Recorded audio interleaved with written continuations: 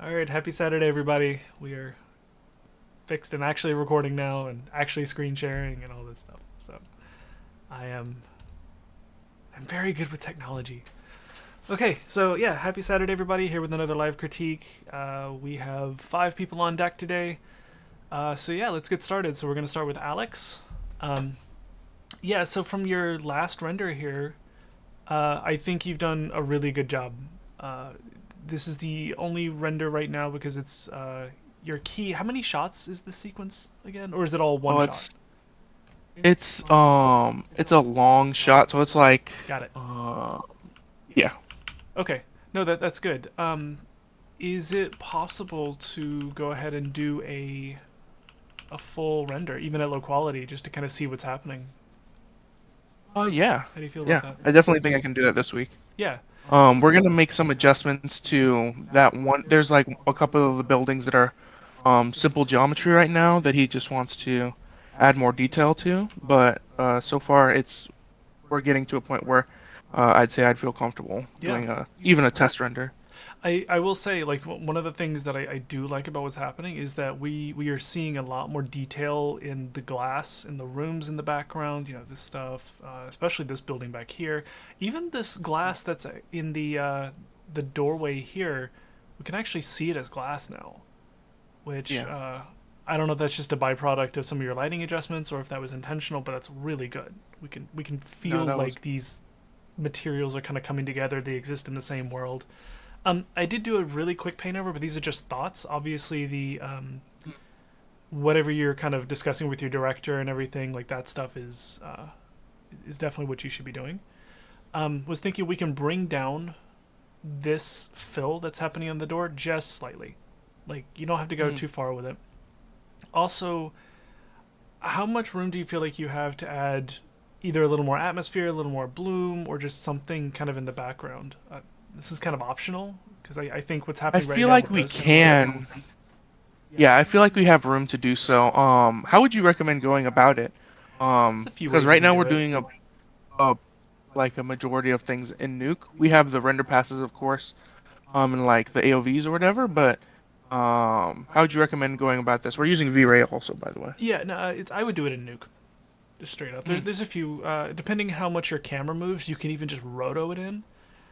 mm, You can use your depth pass, and you can maybe again tracking a roto or throwing a card back there with a radial on it, and so that if you can bring in your camera into Nuke, there's different ways you can do it, especially if you want to isolate it right here. You can also just take your a matte of your sky and just hardcore blur it, and then mm. use that. Um, Again, there's a bunch of different ways you can do it, and I'm really thinking just kind of almost kind of from your sky, and just really bleeding it really heavily over.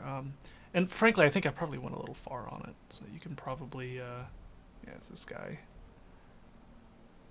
I mean, you can, man, even by half of what I did. Season to taste. I'm just wondering if you have a little bit more room just to do a little bit more to peel these characters off.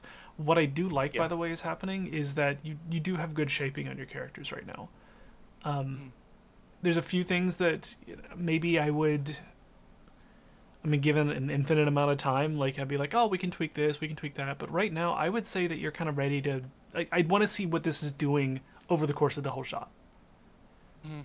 So yeah, I almost hesitate to make too many more notes now, just without seeing what's kind of happening throughout the rest of the shot, just because like if we're really hardcore making this as pretty as can be, and then it like the notes just don't translate throughout the whole shot. Maybe there's a camera move that I'm not expecting or something.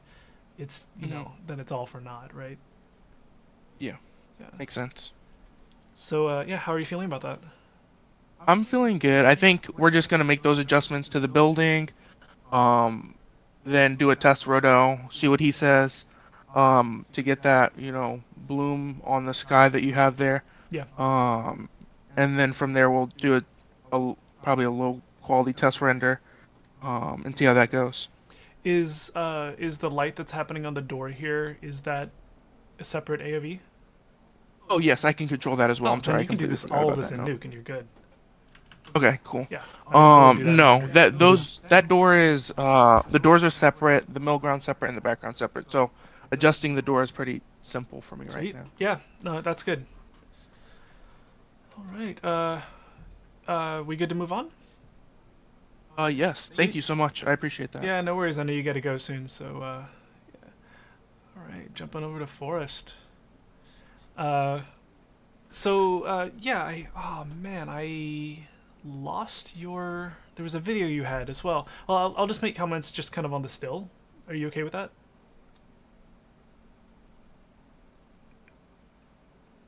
I'm assuming that's a yes. It is. I don't hear you. Um, uh, Um, yeah. yeah, so in general, I would say that yeah, this is a really good improvement over the last image that you sent, which things felt a little more contrasty, and looking at the reference that you had, I forget which movie it was from, but I think you were in a really good direction as far as the reference goes. But it was kind of a live action film versus an animated film, and there's certain qualities to it that I think are going to be really tough to translate. Also, the fact that you're working in Unreal is it's a cool challenge. It's also you might be fighting some of the stuff that Unreal wants to do. Um, kind of making everything real time. You do sacrifice some of your flexibility. Um, so, I mean, there's certain things that I would normally make a comment on that I won't mention, but I will say it is okay, especially considering that you're in Unreal. Like I'm seeing, there's faceting happening on some of the geometry. You're in a game engine. It's okay. If you could bring that up, that'd be great. Bring up some of your subdivs, but I know that that can be a bit of a process. Um, I would normally say the hair doesn't quite feel like hair, but it's again game engine, and you're working with what you got. So like geometry hair, totally fine. Unless you want to go down the whole rabbit hole of doing hair cards, which that is that's an interesting. I wouldn't do it. um, but yeah, in general, I would say that. So one of the comments that I had was that at the time, I think the light was a little frontal, and I was trying to get a little bit more of like a side lit kind of thing while still, getting some shaping on a little bit of the off key side. I think you've done a really good job with that. I think you can push it a little farther. I think that. So just looking at this character, I think the direction is really great. So again, we have this key here. It's defining, some of these planes nicely, you know, um, and then you have another light that's kind of going in, and it's, kind of filling in this bit. I would actually say that the more frontal light should be moved a little more screen left. And again, that's to kind of give it a little bit more of a core happening right here. And you might even have room to add, you can either justify it as a bounce from the wall or whatever, but you might have room to add just the slightest kick on this side. And that way, what you'll do is you'll have these two lights acting as your key. You'll have a core, and then you'll have a kick here. Keep the kick subtle. I would say you also maybe have a little bit of room for some color variation. That does go away a little bit from your reference because it was, it's a live action set. They weren't over here saturating fills or anything like that. If you decide you don't want to do that, if you really want to stick to that reference as clearly as possible, it's okay. But, I've always found it nice when there's a little bit of color variation between the key and the maybe a kick or a fill or anything like that. Of course, I'm making a comment on this character. If I were to purely look at her, I would say she's flattening out a little bit, but I think it's probably the same light on both, right? Can you hear me? You're you hear me very now? quiet. Oh, weird. Oh, there you are. Yeah. Um, yeah, it's two separate lights Oh, that's good. that I was setting up with some linking just because of the shadows I was getting. That makes sense. Well, that's good. I would say that between the two, she's working a little bit better. And it's good that they're separate because now all you got to do is just kind of, I would again, move that key that direction, and kind of roughly all the same notes. I can do that. So yeah, how are you feeling about that? Am I off base here, or is that do you feel like This is that's good. in a direction you like? No, that's I can definitely do that. And with the kick, do you think like you think it should be on both of them? So just having another color just kind of coming in from that screen right side. It would be tough. I hear your question. My initial reaction is to say yeah. It would be a little tougher to play it on her, because technically she's shadowed from her. Hmm. If we're bringing a light from that direction, right? See how it looks, and if it works, I'll it play works. If around. it doesn't, you can, and you're going to keep this fairly subtle anyway. This should not read like a super bright rim light or anything like that. That would feel pretty unjustified, and frankly, I don't think it would help the image. Yeah, see what works. That this is the nice thing about it being in Unreal. You get like this instant feedback. I'm like, oh, that works or that doesn't work. You don't have to wait for render times and all this. For sure. And I've been really enjoying it. Yeah. Cool. I'm gonna move on unless anyone has anything else, any other things they want to say. Sweet. Moving on. Thank you. Hey, Nigel. All right. So yeah, I think this is a pretty cool improvement. So this is your old one. This is your new one. It looks like, in this one we were kind of feeling like it was a little flat. There's a lot of light coming from the camera direction, and we were just trying to get more shaping of the characters, keeping certain things from blowing out, getting a little bit of color variation in the background. I think you've definitely addressed a bunch of that. I also like these renders are actually really fun, especially this one. You don't always get like a full on render from a witness cam, which which is pretty fun. Um, this is super helpful because I can say this definitely gives me a little bit more of an idea of kind of what you're working with. You have your window light here. Whoops. Yeah, you got this window light coming from there. I imagine you have a texture assigned to that, and that's what's giving you the what is that? The window kind of look, because it doesn't look like you're casting shadows through geometry, right? Yeah. Right. That Well, makes not that one. I made a bigger one that's a single light, and then I assigned a texture to that one. Okay. No, that totally makes sense. So my initial reaction is okay. Let's see, purplish ambient. Okay, Bye, everyone. see you, man. This is acting as a blocker, correct? Mm-hmm. Okay. So I would say that I wonder what we can do to light the scene without having to rely on that blocker. I actually don't think that blocker though is in the other is the updated render Oh, because I checked it wasn't there anymore. So I think I okay. actually did get it. Okay, okay, that's good. Okay, well then ignore me on that one. And then kind of looking at these three fill lights. So we have one coming from kind of screen left, another one pretty frontal, and then another from screen right. These Shaping his big head is hard. it's really hard, and honestly, I'm just kind of like I've seen a few renders of this scene. This is not an easy scene. The characters themselves are really complex, and lighting fur is hard too. Like, just as a general rule, it's not the easiest thing. So you guys taking this on is pretty cool to see. I would actually say that we have a lot of fill still coming from camera, and the downside of that is that this is feeling better, but it still feels a little flat to me. What did I do here? Ha! I painted on the image. Fun. Okay, ignore that. One thing that I was going to try to do, and I tried a really quick paint over, I was wondering if maybe we could take down some of that fill and do something to get a little bit more soft light coming from that window direction. Oops. Like right over his head? Yeah, it's tough. Because again, like he's got a really interesting shape of a head, right?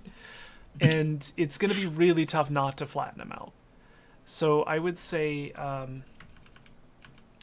see there. My Photoshop hands aren't great. Yeah, something that just kind of gets these planes here, and then we're gonna bring down what's happening here. Does that make sense? Mm-hmm. And Okay. right now, kind of looking at your breakdown, we have these three fills that all put together kind of equate to one giant softbox right behind the camera. And Okay. so I imagine you're probably doing a little bit of variation in the intensity and maybe rolling it off from like, screen left to screen right. Like this would be Yeah. darker and this would be brighter. I'm wondering if we could even, remove like at least one of them. Like maybe even I would bring down this center one, if not remove it completely, and maybe have room to bring down this one as well. Okay. Again, without like an actual like a render breakdown of like all the lights, it's tough for me to really tell. But like essentially, what I'm trying to do is keep this guy from flattening out too much.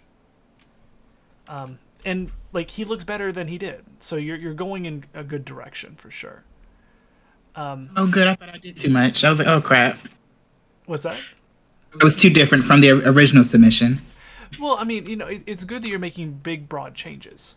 Like, I think that, something I used to suffer from is, like, I would actually do too little. Like, I'd get a note and I'd kind of eke it in one direction. I would show it, and they're like, okay, go farther. And I'd show it again. Okay, go farther. You're being bold, and that's good. Okay. Oh, good. Yeah, so and then kind of sort of the same thing on these two. They're not quite as egregious, and I think part of that could be because of there's so much complexity in their geometry and all this. You can kind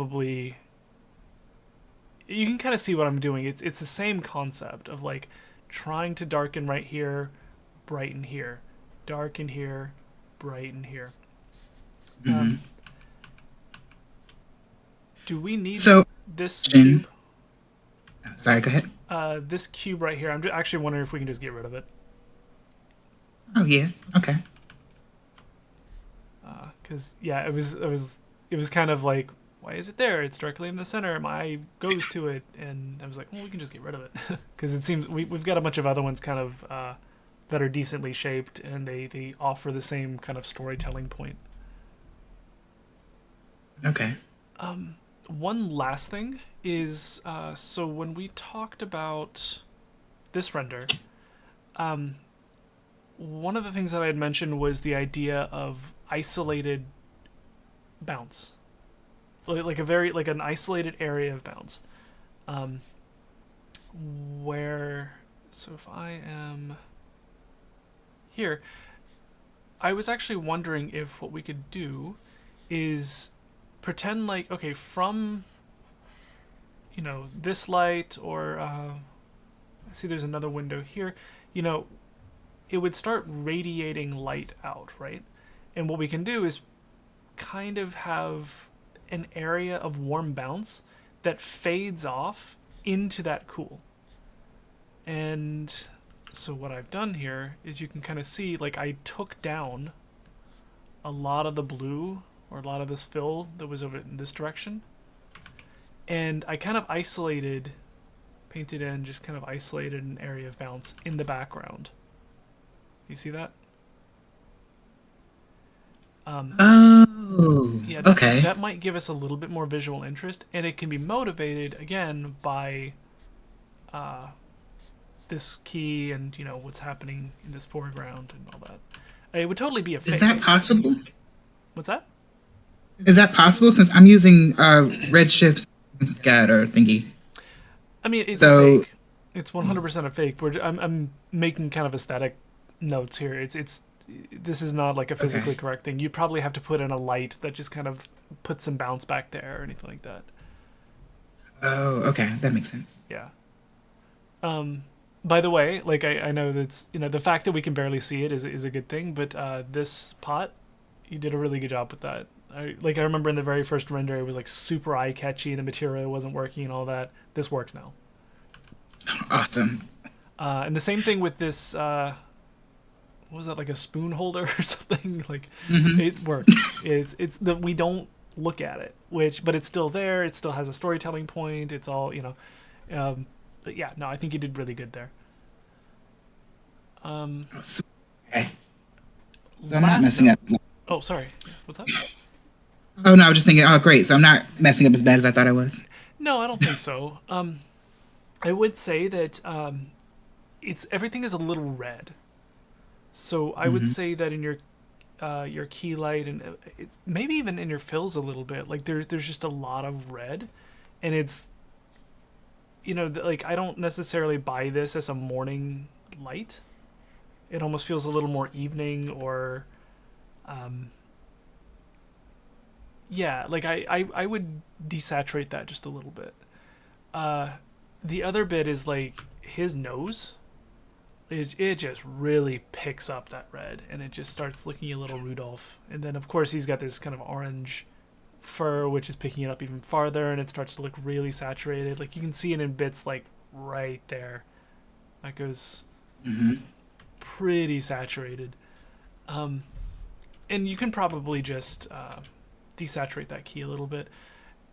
The Now that I'm looking at it, I'm actually wondering how much room do you feel like we have to maybe take down some of this atmosphere? I, it renders pretty fast. We can do that. Yeah. So are you rendering this kind of all as one layer, or are you also compositing it? I'm compositing it as Okay. well. Yeah, and so that way, if you kind of separate a bunch of these elements, some of this stuff can be done in Nuke or Photoshop or whatever you're using to composite. Um, Okay.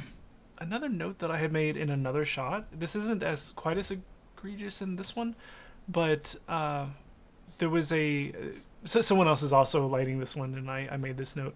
But the eyes are super reflective, and we probably have some room to kind of bring down these reflections. Don't take them away completely, but this way it'll help you get a little bit more of a read on the irises and that eye highlight and the people, and just get a better read on the eyes and not make them feel quite so glassy. Okay. Yeah, that's all I got on this one.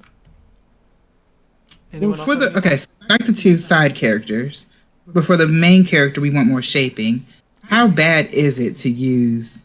Um, I forgot the word, but it's when you use certain lights to light an object, but don't light the other object around it. Uh, like light linking. Light linking. Yeah, I mean, so light linking is something to be avoided when you're doing your very initial setup of a scene, and Okay. because you want everything to really kind of gel together, and it's something that in general you kind of want to avoid, um, mainly only because it's so easy to start making things feel like they're not working together, and the scene kind of falls apart. Something feels a little overly bright, or things like that. At the end of the Mhm. day, though, there's really nothing wrong with using it. Um, and I think to say that it's a hard rule to never use light linking is um, it's just not true. Like professionally, like everyone does it. Um, I just think that you should be judicious about it and don't do it too early. And I think that right now now that you're kind of exploring the composition of the scene, we've got something that's kind of sort of working in this way, and we're just trying to get that extra shaping. But we're talking about trying to shape this guy, but if moving a Mhm. light will change everything about what's happening in the set, well, that's when you would say, okay, cool, remove the lights off this guy and make new ones, and position those so they shape him a little better, and just that's when you have to make sure that you're just doing your due diligence to make sure he still feels like he's in the scene. Does that make sense? Yeah, okay, because that's what I was thinking about doing. Because you said the other two characters are working, so I'll just remove the lights from him and see if I can get his more shape. Yeah, I think they're working. I would still say, from the original render, I would still say that you want to kind of darken the shadow side and brighten the key side a little bit, just for that little extra shaping. Okay. But I think they don't need it as much as this guy does. Okay. All that makes sense? Yep. Cool. Alright, we're gonna move on. Alright, let's close that. Hey, Carolina. Hello. Hello.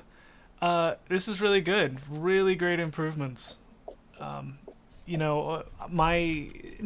feels quite as out of place to me anymore in any of these frames.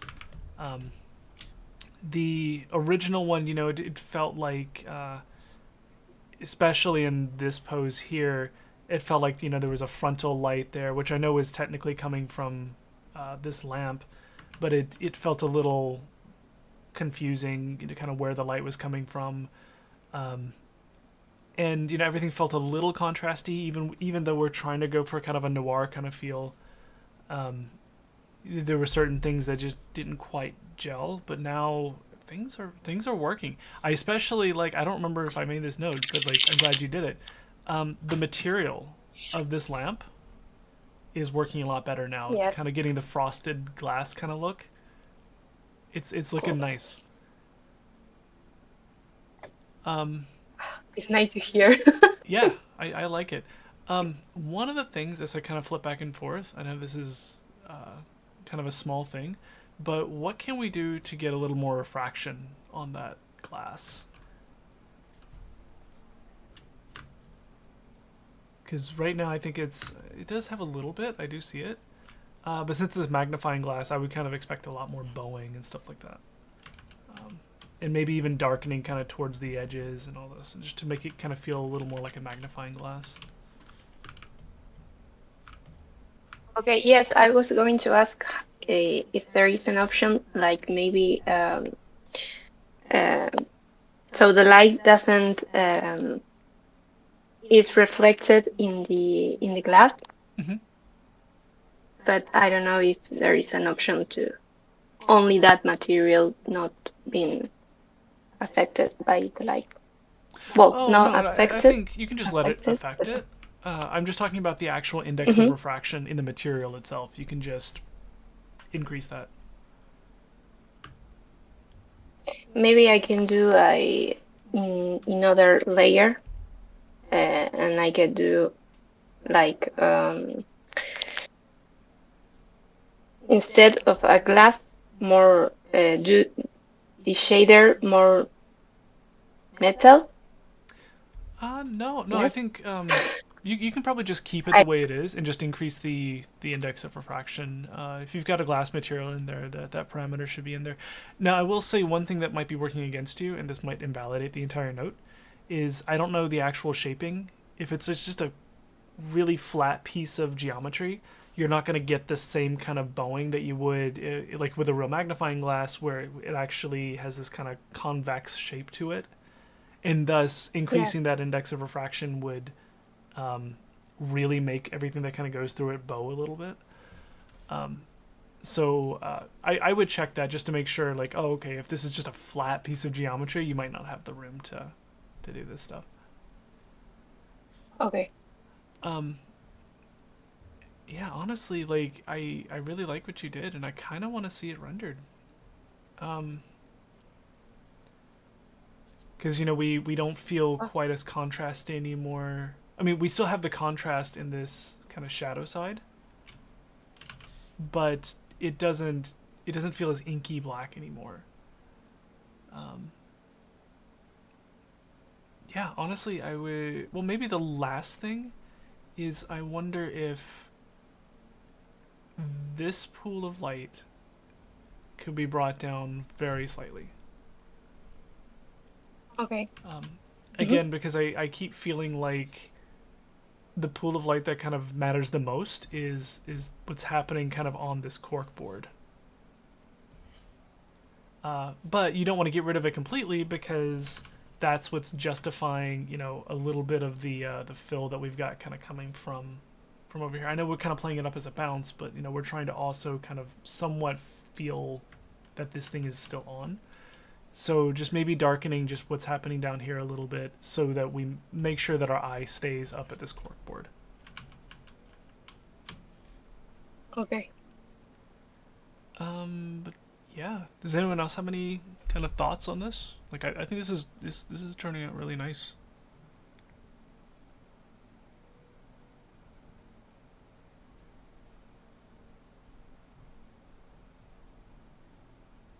Any questions? Yeah, I mean, any concerns? I think it's come a long way from the couple times I've seen it over the last couple months. Yeah. It looks awesome, and I love I love that lamp material. It's very satisfying to look at. Yeah, I think you did a really good Thank job. you. Cool. Okay, so moving on to the last. I don't think James is here. But I can give some quick notes on this. Yeah, I think this is actually, I kind of like this concept. It's pretty fun, kind of the dragon meets Link kind of thing. So the notes from our last time was, we just kind of talked about, we didn't really feel what is our primary light source, because it feels like right now there's 3 different sources kind of going on. There's the brightest, bit of the matte painting, so which would indicate, maybe a key is coming from there. Is it kind of what's happening with the dragon, or is it kind of a magic fill that's happening here and kind of on the frontal planes of him coming from off camera? So we weren't really totally sure where that was coming from. And I think that you did kind of a cool thing here, which was, it sounds like you chose the dominant light source kind of being from glowing eyes of the dragon and his mouth, kind of affecting the front of the character, a little bit on the front, what do you call that, the railing, there you go, the front of the railing there. So cool. Yeah, we have kind of a dominant light source. I did do a quick paint over because I'm thinking we could maybe tone some of it down and then do a little bit of integration. Right now it feels to me like we're now going super dark and contrasty in a lot of ways, and I think we can kind of soften some of this out to make the image feel a little more cohesive. One thing that I'm missing from the last one is I really like what's happening with the sky here, and now it feels a lot more contrasty as if it's been gammaed. I'd like to bring that back because I like kind of the softness here, and it doesn't feel as processed as it kind of does now. I also think that just kind of taking it piece by piece, if we go to the dragon, well, actually, in general, I'm thinking we can maybe, once we kind of bring some of this light back, we can add kind of a little bit more fill overall, maybe a sky dome or something that gets to these kind of top planes, of the hand, of our main character here. I didn't paint it, but even on the top of the railing here, I'm not necessarily thinking of like a giant softbox, although maybe that is the answer, but something to kind of give us a little bit more fill so that we're not quite so contrasty as we are here, because you can see these darks are getting really inky black. As far as just focusing on the dragon, if we're kind of choosing kind of a dominant light, kind of coming from inside the mouth and the eyes, we can do a little bit to kind of get a little bit just more integration, where we can get a little bit of light just kind of on the brows, a little bit more in the nose, maybe blooming it a little bit more. But you can see just really making it feel like it's actually affecting all the surrounding bits of his face. I also wanted to try, even though I said we want to add more fill overall, kind of getting the top planes, we also, I'm not entirely sure what light this would be. Like, where is that light coming from? Because it can't really be coming from inside the mouth because it's affecting the underside of the chin and stuff. So it kind of feels like a magic light to me, which if there was justification for something off screen or something, that'd be one thing. But it isn't immediately apparent to me where that is coming from or would be coming from. So we can. Oh, I'm clearly not painting it completely away, so I don't say get rid of it, but definitely tone it down. As far as our character here goes, really it's just kind of softening some of the contrast in this. I did bring down some of the light here so that we make sure that the source is the brightest thing. Right now it almost feels like, okay, this is fairly bright, but then holy crap, this is still bright, right? You know, and it's almost like, well, is there any light fall off happening? Excuse me. So I would say, you know, bring down this frontal light. Also, when you add that fill, it's going to really help everything kind of gel together a little bit more. Same deal with this pool that's happening on the rail. I see why you have it there. Again, it's, you know, you're kind of playing a source from here. It would affect all the stuff that's happening back here on the character, on the rail back there. But I just think that we can localize it a little bit more. And then the last bit, I think, was, the fog that's happening here. I like it. I think we can just bring it down. Either in darkness or... I like the fact that it is decontrasting. It is lifting some blacks.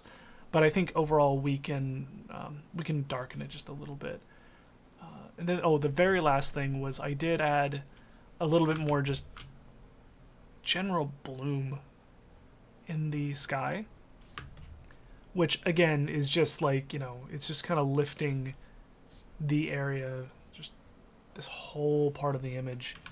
You don't have to go too crazy with it, but I maybe went a little far with it, but you can see what it's doing there. Does anyone have anything else that I might be missing or any thoughts? All right. Yeah, well, that would be it. So thanks everybody for jumping in, and I will stop the recording. Have a happy Saturday, everybody.